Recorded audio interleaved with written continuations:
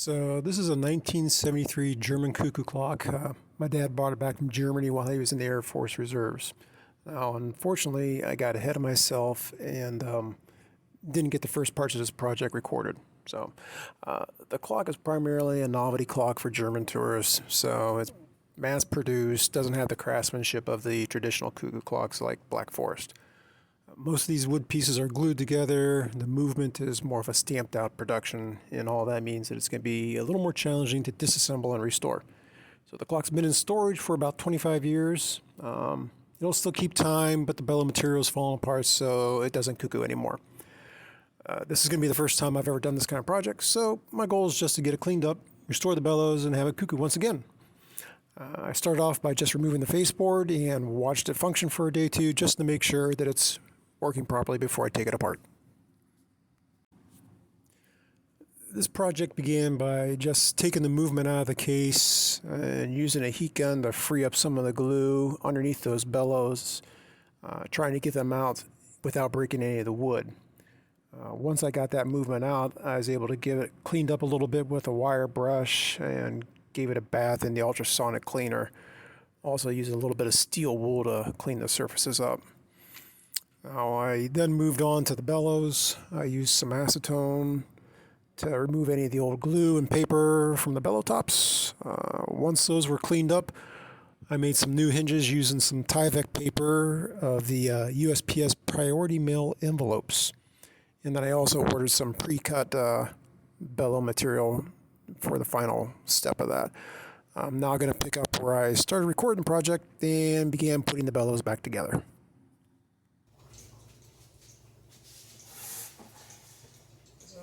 Fortunately, I did not get a lot of this recorded when I first started, and I'm up to the point of hopefully redoing the bellows. I did the last one last night. It was the first time I've done this. New paper on there.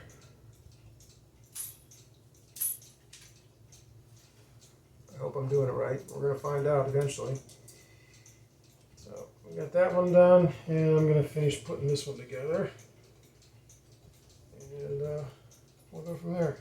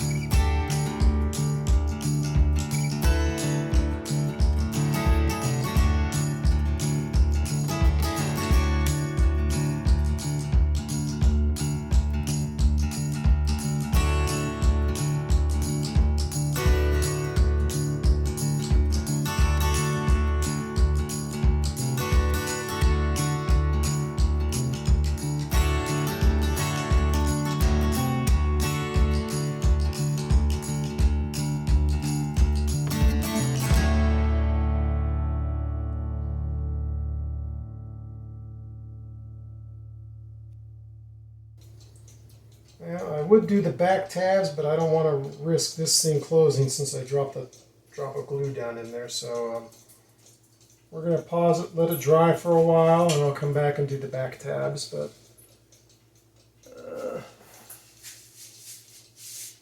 yeah, the lighting's terrible, sorry.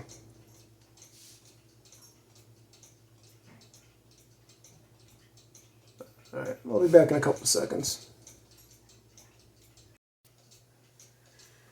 Okay, we're going to get these back tabs, and then I'm going to just hang this up to let it dry for the night.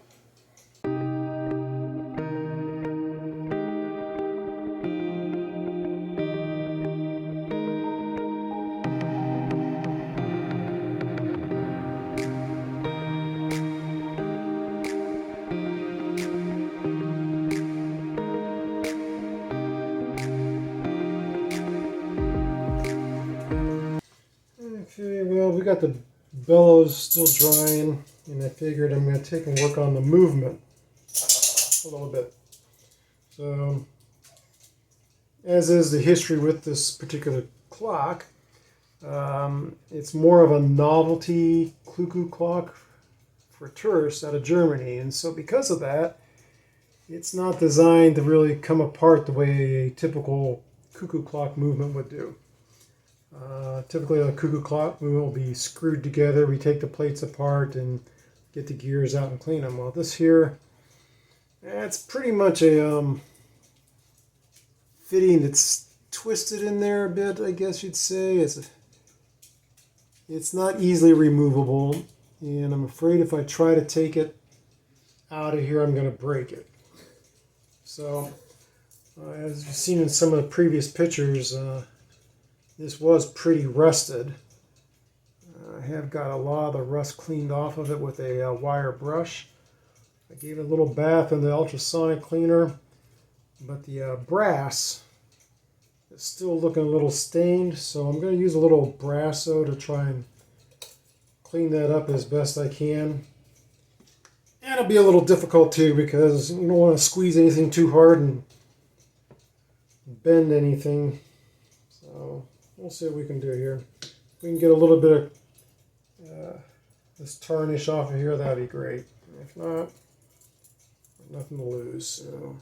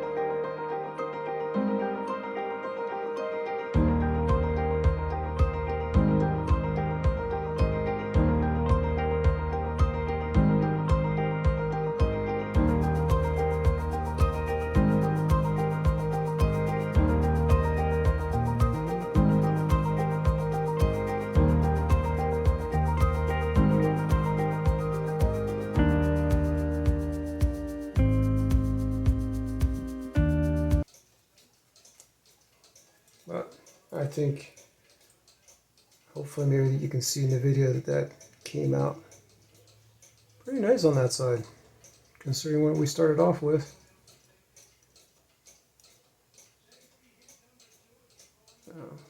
Okay, I think that's going to be it for the night. I'm going to let my bellows dry overnight, and we'll pick it up from there.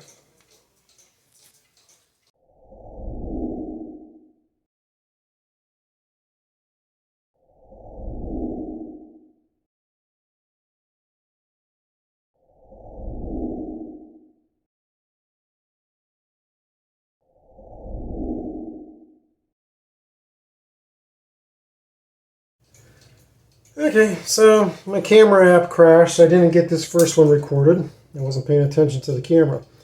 Anyways, I've got the bellows reassembled. I got a piece of paper that I'm putting on to cover it up. As you'll see on the next one, which I hopefully will be recording, you'll see exactly what I'm talking about. So I've got it covered with glue all the way. I hope it dries clear. We'll find out. I'm going to pause this for a second, go hang the bellow up so it can dry, and then I'll do the second one, hopefully all recorded. Okay, I'm back. Bellow number 2. You see they're all assembled, creased. So we're going to get the paper on there in a second. A little weight that goes in the top to help it close when it's cuckooing, so the lift wire pushes up and the weight will pull it back down. Very simple. So we'll get this ready to put on there. We'll glue it up, and hopefully that'll be it for the bellows.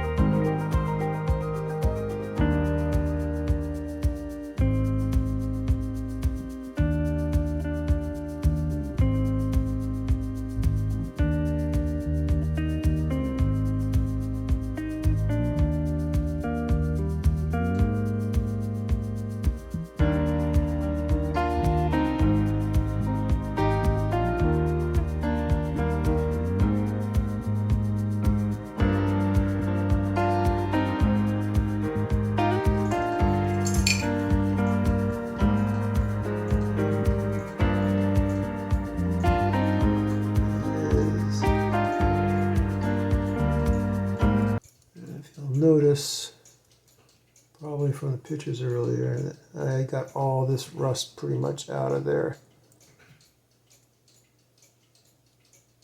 So, but I got a little brasso in some spots, so I want to run it through the ultrasonic cleaner one more time.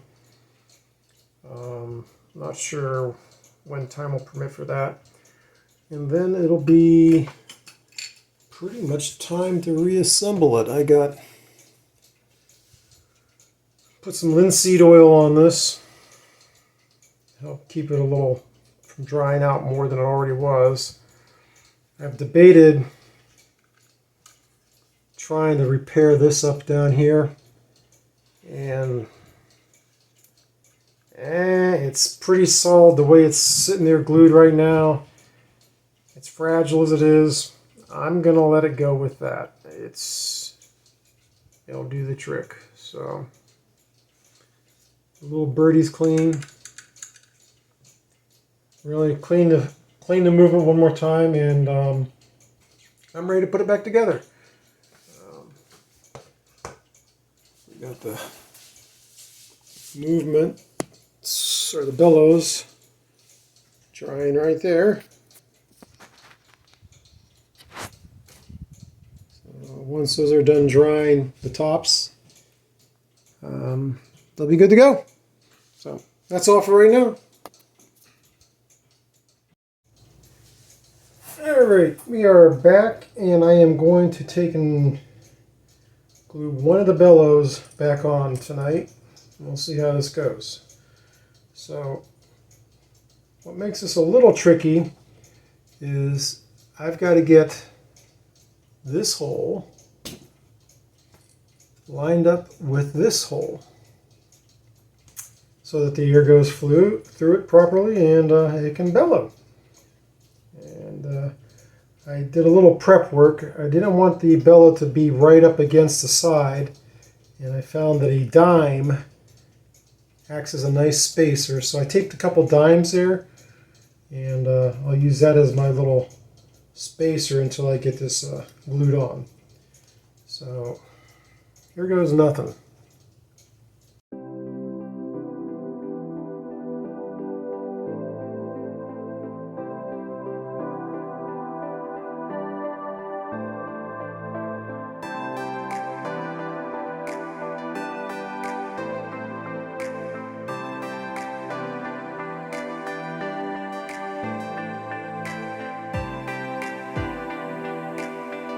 I know from when I was setting this up, obviously I can't come out any further than the front of this. And I know that the dimes were the perfect spacer, so that should prove to be right over the hole.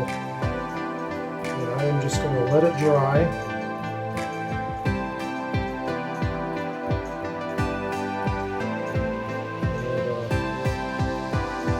I'm not going to do both of them tonight. Gotta figure out. I didn't take these wires off when I took everything apart, so I know which one goes on which side. And I know that this wire here is the lift wire from the movement. Wire down here. Okay. This wire down here, that's the lift wire. And then this wire comes across, I believe, to this nail. So that when it's doing the strike sequence, it lifts up the bellow. And I know that this here goes under the bird tail, so that the bird will lift while it's cuckooing. What I don't know is how this wire fits into everything. I have no idea. So I'm just going to put one bellow at a time. Let it dry out. We'll see how it is. I'll come back and here. So I'll place where I can put just a little more glue maybe.